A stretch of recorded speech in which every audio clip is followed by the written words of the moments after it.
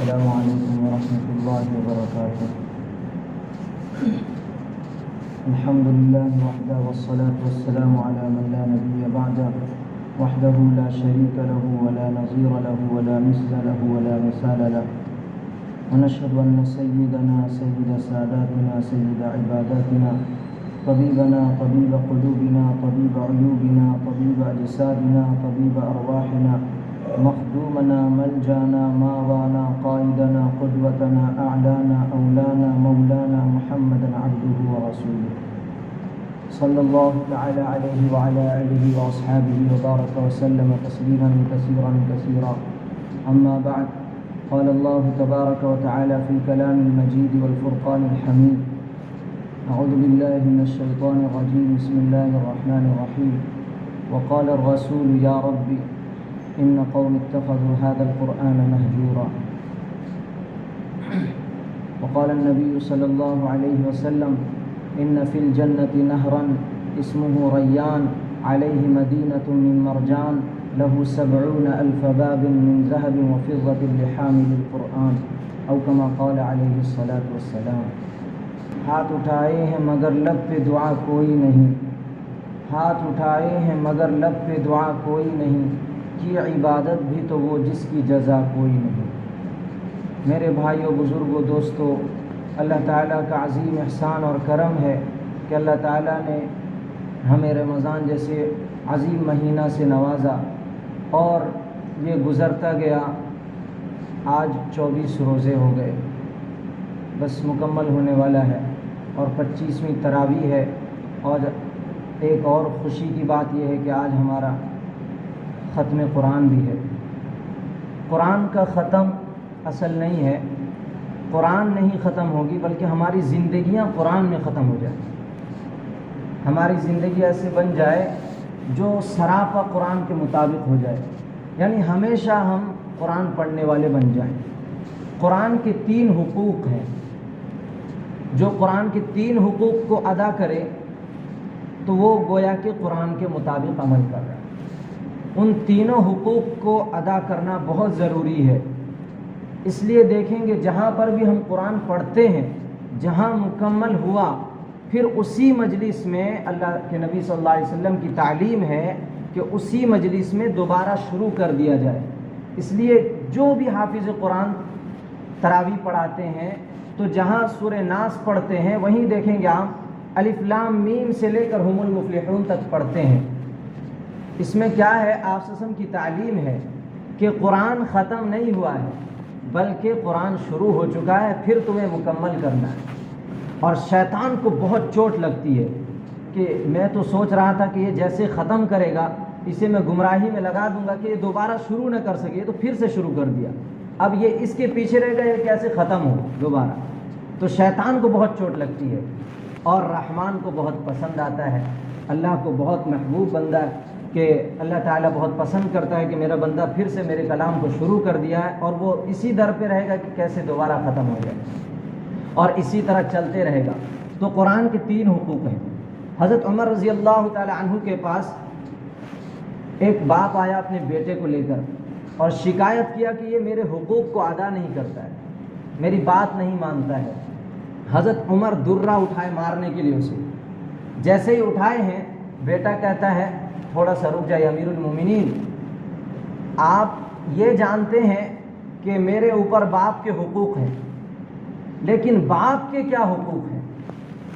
بیٹے کے لیے باپ کے کیا حقوق ہیں کہ باپ کیا حق ادا کرے بیٹے کے؟ اولاً 3 حقوق ہیں. کیا ہے؟ پہلا تو اچھی ماں لے کر دے، یعنی اچھی عورت سے شادی کرے تاکہ وہ اپنے بچوں کی تربیت کر سکے. سب سے پہلا حق اچھی ماں دے اسے. دوسرا حق اس کا نام اچھا دے تاکہ نام کا اثر اس پر پڑے. تیسرا حق قرآن کی تعلیم دے. تو بیٹا کہتا ہے امیر المومنین پوچھئے تو کون سا حق اس نے ادا کیا ہے جو میرے حق کا مطالبہ کر رہا ہے؟ پہلا تو اچھی ماں نہیں دیا مجھے، حبشی سے شادی کر لیا جسے قرآن کا ایک حرف پتہ نہیں. پہلا حق اس نے ضائع کیا. دوسرا میرا نام ایسا دے دیا جو پاخانے کے کیڑے کا نام ہے، تو میرے اندر کہاں سے اچھا اثر آئے گا؟ تیسرا قرآن کا ایک حرف پڑھنے کی تعلیم نہیں دیا مجھے. تو 3 حقوق تو یہ خود ہی ادا نہیں کیا, میرے حق کا کیا مطالبہ کر رہا ہے. حضرت عمر جو درہ اٹھائے تھے نا بیٹے کو مارنے کے لیے, وہی درے سے باپ کو لگاتے کہ کم وقت تو نے اپنے بیٹے کے حقوق ادا نہیں کیے, بیٹا کہاں سے باپ تیرا حقوق ادا کر دے گا. تو میرے بھائیوں, یہ 3 حقوق قرآن کریم یہ ہے کہ بچے کے حقوق ہیں کہ اچھا نام لے کر دے. جیسا کہ حدیث میں آتا ہے کہ اللہ کو 2 نام بہت پسند ہے, عبداللہ, عبد الرحمن. تو اس کا مطلب یہ نہیں کہ سب کا نام عبداللہ عبد الرحمن دے دیا جائے, موقع مل جائے آپ کے دل میں آ جائے دے دیجیے. عرب میں لیکن اکثر دیکھیں گے عبداللہ بن عمر, عبداللہ بن عباس, عبداللہ فلاں فلاں دیتے رہتے تھے, عبد الرحمن بن عوف, اور بھی بہت سارے نام ہیں. تو ایسی بات بھی نہیں ہے کہ دے دیا جائے, تو کوئی ایسی بات نہیں ہے, دے سکتے ہیں, نام دے سکتے ہیں. دادا پردادا کا نام عرب میں دیا جاتا تھا, اور اس کو فضیلت سمجھا جاتا تھا کہ دادا کو یاد رکھیں گے, اس لحاظ سے اچھا نام بھی ہوتا تھا. تو عبداللہ, عبد الرحمن, یہ دونوں نام اللہ کو بہت پسند ہے. اس کے علاوہ بہت سارے نام ہیں جو آپ کو پوچھ لیں, علماء سے پوچھ کر اچھے نام دیا کرے تاکہ ان کے اثرات آئیں. تو 3 حقوق یہ بچے کے تھے, نام اچھا دیا جائے, اچھی ماں لے کر دے تاکہ اس کی تربیت ہو سکے, اور تیسرا یہ ہے کہ جو ہے قرآن کی تعلیم دے, قرآن کی تعلیم دے. مختصر واقعہ یہ ہے کہ تربیت ماں کے ذمہ کیسے ہے کہ حضرت خولہ بنت ثعلبہ ایک عورت ہے کہ پہلے جو ہے اگر شوہر بیوی سے کہہ دے کہ تو میری ماں کی پشت کی طرح لگتی ہے, یا کسی ایسی چیز سے تشبیہ دے دے اپنی محرم کے کہ جس کو دیکھنا اس کے لیے حرام ہے, اس سے تشبیہ دے دے اگر اپنی بیوی کو, تو بیوی اس کے لیے حرام ہو جایا کرتی تھی, بلکہ طلاق ہو جایا کرتا تھا پہلے زمانے میں. تو ایسے ہی ایک شوہر نے بیوی سے کہہ دیا, تو وہ حضرت خولہ بنت ثعلبہ وہ آئیں حضور صلی اللہ علیہ وسلم کے پاس اور کہنے لگیں کہ ایسی ایسی بات ہے, میرے شوہر نے مجھے یہ کہہ دیا, کیا طلاق ہو گئی؟ تو اللہ کا حکم نازل نہیں ہوا تھا. تو حضور صلی اللہ علیہ وسلم خاموش رہے. تو ایک دم سے وہ جو ہے پریشان ہو کر چلی گئی. جب گئی اللہ سے لو لگائی. کیسی لو لگائیں؟ عجیب طرح سے لو لگائیں اللہ سے. یا اللہ, مولانا ایک ہیں بیان کرتے ہیں, اس اشعار کو پیروتے ہیں, کہتی ہے وہ اپنے دل و زبان سے فریاد سے, کبھی ہم میں تم میں بھی چاہ تھی, کبھی ہم میں تم میں بھی راہ تھی, کبھی ہم بھی تم بھی تھے آشنا, تمہیں یاد ہو کہ نہ یاد ہو. یا اللہ میں تھوڑی دیر تجھ سے غافل ہو گئی, تو نے مجھے اتنی بڑی سزا دے دی کہ بچے اگر اپنے باپ کے پاس رہتے ہیں تو تربیت کون کرے, اور اگر میرے پاس رہتے ہیں تو روٹی کا انتظام کہاں سے ہو. یا اللہ میرے لیے کوئی فیصلہ نازل فرما. آیت پوری سورت نازل ہوتی ہے, سورۃ المجادلہ 28واں پارے میں, قد سمع اللہ قول التی تجادلک فی زوجها وتشتکی الی اللہ واللہ یسمع تحاورکما ان اللہ سمیع بصیر.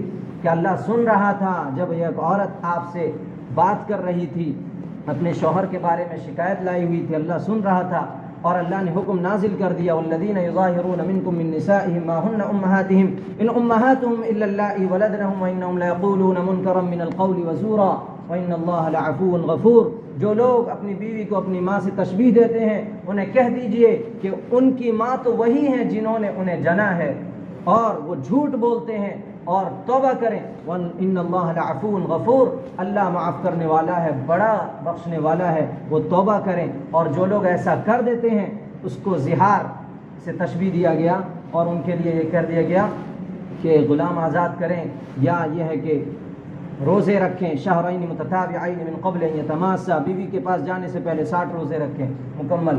یہ بھی نہ ہو سکے تو 60 مسکین کو کھانا کھلائیں, 60 مسکینہ, 60 مسکین کو کھانا کھلائیں, اس کے بعد بیوی سے جا کر ملے. یہ 3 حکم نازل ہو گیا. غلام آزاد کریں, اگر بیوی کو ماں سے تشبیہ دیا کسی ایسی چیز سے جس کے ماں کی وہ چیز دیکھنا حرام ہو, اس سے تشبیہ دیا, پیٹھ سے, پیٹ سے, یا کسی اور چیز سے, تو 3 کام کرنا پڑے گا, اسے زہار ہو جائے گا.